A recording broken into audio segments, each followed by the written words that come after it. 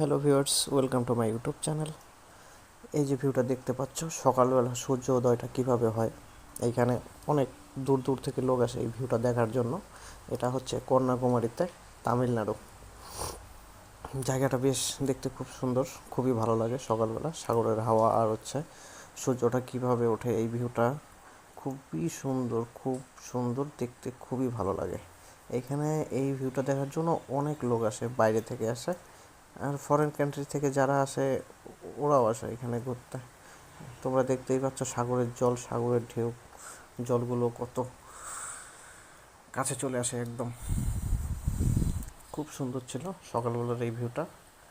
আমি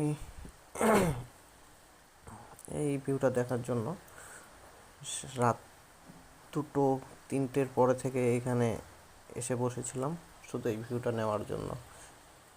আর হচ্ছে এই হচ্ছে সেই রাস্তাটা, এখানটা পাথর দিয়ে তৈরি করা, 1/2 কিলোমিটারের মতো হবে রাস্তাটা, প্রায় সাগরের মাঝখানে করা।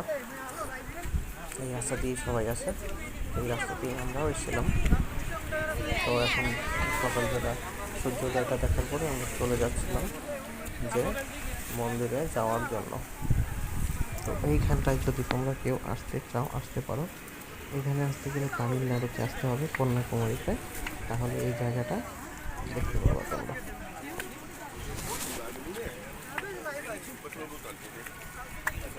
তোমরা দেখতেই পাচ্ছ কত লোক আসে সকালবেলা এই ভিউটা। হাজার হাজার লোক আসে এই ভিউটা। যদি আমার ভিডিওটা ভালো লাগে প্লিজ সাপোর্ট করো। আর এটা হচ্ছে সেই মন্দির, কন্যাকুমারী মন্দির।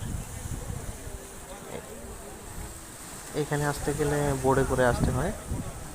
এখানে লঞ্চ আছে ওদের আসার জন্য, 50 টাকা করে টিকিট নেয় এই মন্দিরে আসতে গেলে।